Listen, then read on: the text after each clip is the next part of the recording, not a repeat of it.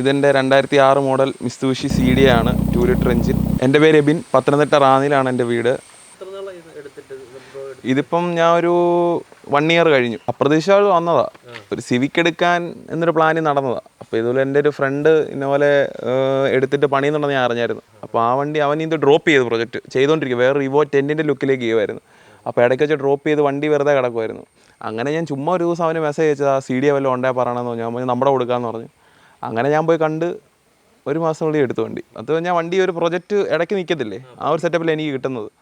പിന്നെ ഞാൻ എടുത്തിട്ടെല്ലാം സ്റ്റോക്കാക്കിയതിന് ശേഷം ഞാൻ ആദ്യം തൊട്ട് പോണത്. ഇത് ഫുള്ള് 2 ലിറ്ററാണ് വരുന്നത്. 1999 cc, 114 ഹോഴ്സ് പവർ, ആ ഒരു സ്പെക്കിലാണ് വരുന്നത്. പിന്നെ പാർട്സും അതുപോലെ അവൈലബിലിറ്റി കിട്ടും.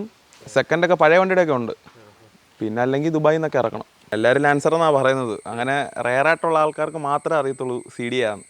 സർവീസ് ലാൻസർ ചെയ്യുന്നിടം ഉണ്ട്. അങ്ങനെ കുറച്ച് ഷോപ്പുകളുണ്ട് വൃത്തിക്ക് ചെയ്യുന്നവർ. അങ്ങനെയുള്ളവരുടെ അടുത്ത് അങ്ങനെ കുറച്ച് കമ്പനി ക്ലബിലുണ്ട്. അപ്പോൾ അങ്ങനെ ഓരോ കണക്ഷനിൽ ഓരോ വർക്ക്ഷോപ്പിൽ പോയി അങ്ങനെയൊക്കെ റെഡിയാക്കി എടുക്കത്തുള്ളൂ. കിലോമീറ്ററിൽ 10,000 ആയിരുന്നു. ഞാൻ എടുത്തേ പിന്നെ എനിക്ക് മേജർ ഇതായിട്ടൊന്നും വന്നില്ല. ഓയിൽ ചേഞ്ചും കാര്യങ്ങളൊക്കെ വന്നിട്ടുള്ളൂ.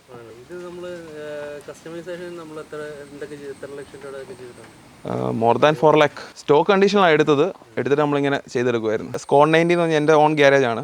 അതിൻ്റെ അണ്ടറിലാണ് ഞങ്ങൾ ഈ വർക്ക് മൊത്തം നടത്തിയേക്കുന്നത്. ഇതൊരു കസ്റ്റം പെയിൻറ്റ് ജോബാണിത്. റേഡിയോ ആക്റ്റീവ് ഗ്രീൻ എന്നാണ് ഇതിന് ഈ കളറിന് പറയുന്നത് ശരിക്കും. പക്ഷേ ഇതിനകത്ത് നമ്മൾ ഈ ലംബോർഗിനി പോർഷയ്ക്കൊക്കെ വരുന്നൊരു ടൈപ്പ് ഗ്രീനാണ്. അത് ഈ ഒരു ഗ്രീനും ഗോൾഡനോടെ മിക്സാണ് ഈ വെയിലടിക്കുന്ന സമയത്ത്. ഇത് നമ്മൾ ചെയ്തത് കൊച്ചിയിലാണ്. നമ്മുടെ ഒരു ഫ്രണ്ടിൻ്റെ തന്നെ ഷോപ്പാണ്, ലാപ്പൺ മോട്ടോ കെയർ എന്ന് പറഞ്ഞത്. അപ്പം അവിടെയാണ് പെയിൻറ്റ് ചെയ്തത്. ഈ കളറ് വേറെ, ഈ മിക്സഡായിട്ടുള്ള കളർ വേറെ ഇല്ല റേഡിയോ ആക്റ്റീവ് ഗ്രീനിൽ നമ്മൾ കസ്റ്റം ചെയ്തെടുത്തേക്കുന്നത്. അപ്പോൾ നമ്മൾ ഫ്രണ്ട് ബമ്പർ സ്റ്റോക്കിൽ തന്നെ വെച്ചാണ് കസ്റ്റം ചെയ്തെടുത്തേക്കുന്നത്.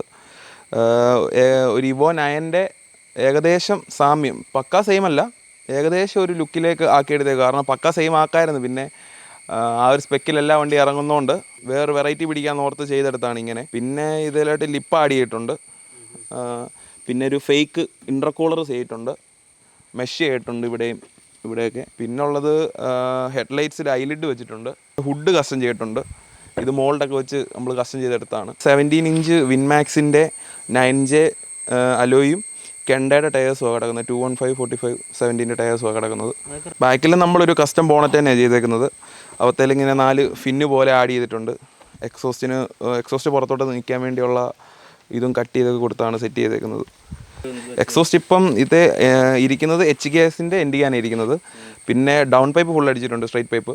അത് നമ്മുടെ DSS എന്ന് പറഞ്ഞാൽ നമ്മുടെ തന്നെ ഓൺ ബ്രാൻഡിൻ്റെ പൈപ്പ് ചെയ്തേക്കുന്നതാണ്. SS-ൻ്റെ 304 ഗ്രേഡിലുള്ള പൈപ്പ് ചെയ്തേക്കുന്നതാണ്. പിന്നെ ബാക്കിലൊരു ബിഗ് സ്പോയിലർ നമ്മൾ ചെയ്തിട്ടുണ്ട്. അവത്തേലിങ്ങനെ മെറ്റൽ പോലത്തെ ഇത് ആഡ് ചെയ്തിട്ടുണ്ട്, ഒരു JDM സ്പെക്കിലേക്ക് ആക്കാനായിട്ട്. ഭയങ്കര ഐ ക്യാച്ചിങ് ആണ് ഈ സാധനം, എല്ലാവരും പെട്ടെന്ന് നോട്ട് ചെയ്യും. ഇതിനകത്ത് നമ്മൾ RPM മീറ്റേഴ്സ് എക്സ്ട്രാ ആയിട്ട് ആഡ് ചെയ്തിട്ടുണ്ട്. പിന്നെ ഒരു ബബിൾ ഗിയർ നോബ് ചെയ്തിട്ടുണ്ട്.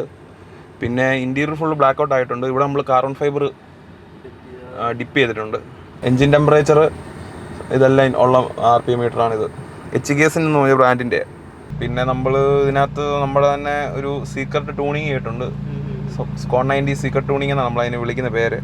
അപ്പം അതിൻ്റെ മെയിൻ സംഭവം എന്താണെന്ന് വെച്ചാൽ എൻജിൻ ECU ട്യൂൺ ചെയ്യാതെ തന്നെ ഒരു മൊഡ്യൂൾ വെച്ച് പോപ്സും ഫ്ലെയിമും ഒക്കെ വരുത്തുന്നൊരു സംഭവമാണ് നമ്മൾ ചെയ്തേക്കുന്നത്.